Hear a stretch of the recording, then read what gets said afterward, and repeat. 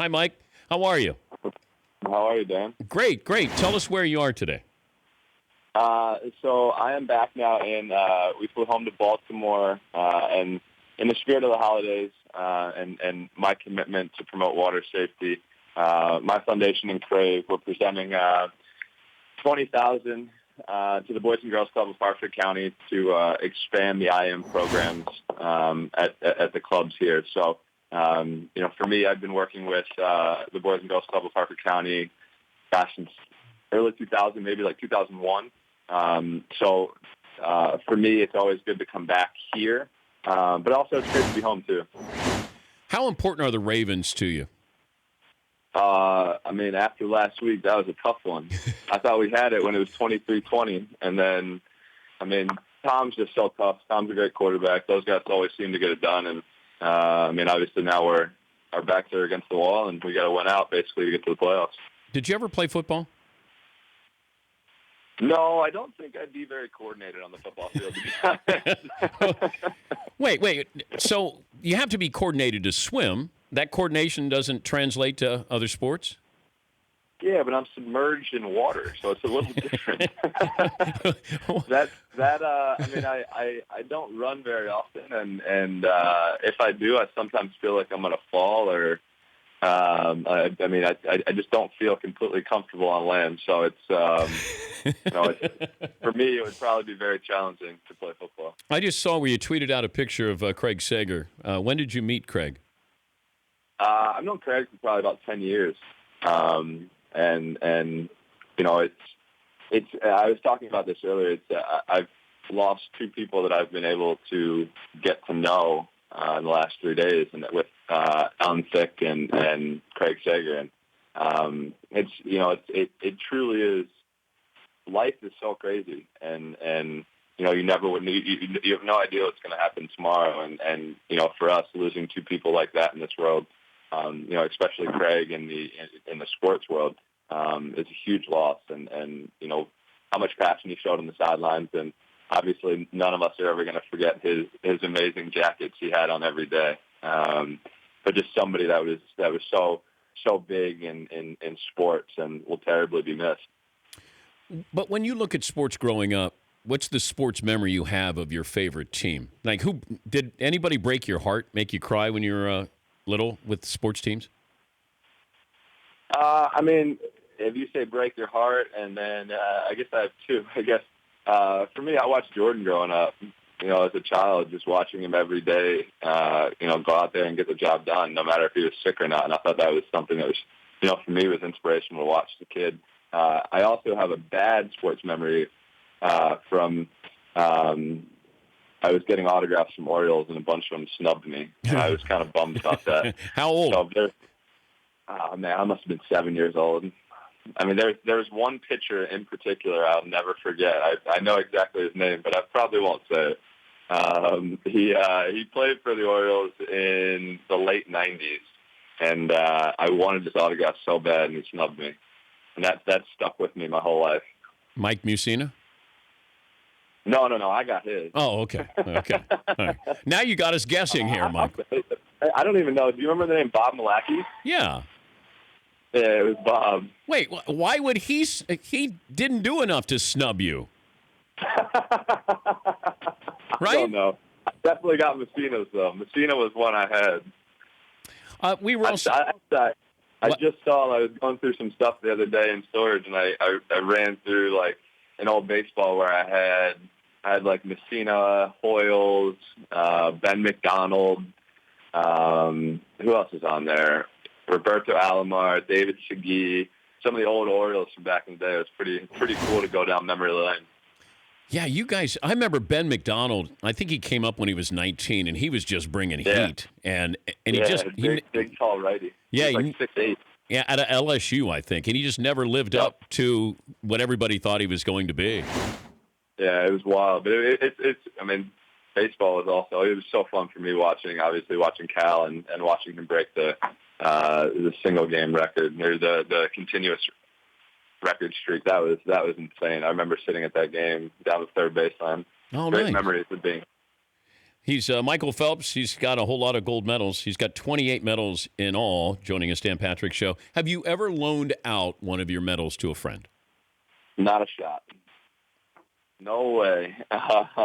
Really? My medals really aren't even on. I mean, they're never really out in public. I mean, I have them hidden away, and I guess they've been out once, and it was for a photo shoot, and I haven't taken them out since. I mean, I never travel with any of them. I think for me, it's for me, obviously, it's a huge honor to be able to have the opportunity to represent your country at the Olympics and get a chance to win a medal. But it's something for me that it's not my whole life, and it doesn't define exactly who I am. So I try to, for me, once I accomplish a goal, I try to move forward, and I'm not downplaying my accomplishments by any means. But I have some more super lofty goals that I have ahead of me, and it'll be a huge challenge, but we're going to try and get there. What if Boomer, when he gets to be a certain age, has show and tell, and you go to show and tell, and he says, Dad, will you bring, well, what if you just say, how about I bring a bronze instead of a gold? Like, would you do show and tell for your son? I mean, I would go with him, yeah. Oh, okay. So as long as you have it, but you're not. I'd go with him and bring him. But you're not letting Boomer take it himself. I mean, they're never out of my eyes, no. They're never out of my range of sight. If you could pick a sport for your son to play, what sport would you pick? I say it's so tough. I mean, for number one, he's going to be water safe. That's cool. Let's check that box off. Okay. But I mean, I always thought it would be so cool. Like like Sunday of the Masters has Boomer Phelps leads the Masters by 3 strokes Sunday. So on Sunday, like I think that would be so cool. But I mean, the biggest thing is for me as a kid, my mom was always so supportive of everything that I did, and for me, if I wanted to stop swimming, then she was going to support it, but she just wanted me to think about everything. And I was able to really just follow my heart and find a passion that I, in a sport that I had some talent at. So, as long as he does that and he just does what he loves, I think that's really the only thing that matters most. Did it ever factor into your decision, whatever your decision is, if it's a final decision of still competing and your son is able to watch you compete? Because there are athletes who have regretted, Jeff Gordon talked about he wanted his kids to be able to see him drive. Tom Brady with his kids being able to see him play. Any part of that factor in with what your future is? I've had conversations with some athletes about that. There's a basketball player who his son watched him play this summer. His son watched the Olympics this summer, and he was like, "Daddy, how come you weren't there this time?" So I think he is going to go back and play at the games for that reason. And for me, I'm to the point, honestly, like coming into the last my last wall of my individual race, the 100 fly. I've never had a thought like I had. I had a thought coming in where I said to myself, is this going to end perfectly or is it going to end how it's supposed to? And I knew, once I had that thought that was it. This was the last time that I'll ever swim competitively. And for me, I'm looking forward to having the opportunity to be able to just share the experience with him, being able to show him photos that Nicole and I both had from the Olympics, also being able to share videos with him where he's, front and center all over the news and being able to share the journey that we had. I think that's something that is going to be really, really fun for me. And also, I'm not really past, 2012 and 2016. I haven't really fully comprehended what's happened over the last 8 years. So I just finally got past 2008 and was able to realize what really happened there. And I think, by the time Boomer's old enough, hopefully I'll be able to just share my whole career with him.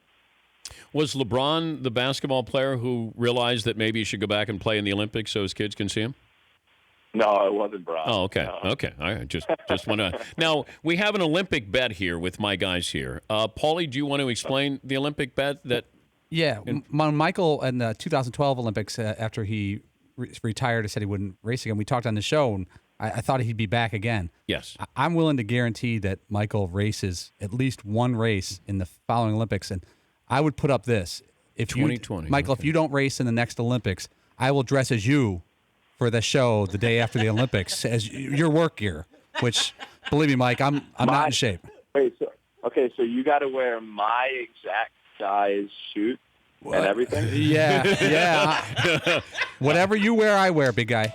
But the thing is, if you race in the Olympics, don't worry, guys, I'll send it over. Oh God, I got 3.5 years to get in shape. But if you race in the next Olympics, you have to come here and do my job for the day, dressing in what I wear. You're Dan's producer. You for the get day. to be the co-host of the show.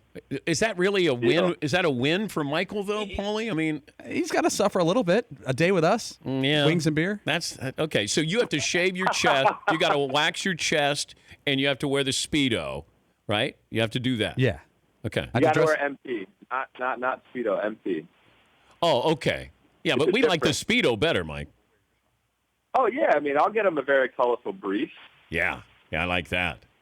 All right. Yeah. All right. We'll get it good. Maybe we can. We should have somebody like videotape him shaving down for the race and get some cap and goggles there, and we'll get him a nice little brief. It'll be awesome. Now, I remember when Dara Torres told me there were shaving parties with the swim team. Can you confirm or Not deny? for the guys. Well, Not for the guys. No. Dara said that there was like Lenny, what was his name? Kraiselberg. Yeah, like they were involved in shaving parties there, and I didn't know.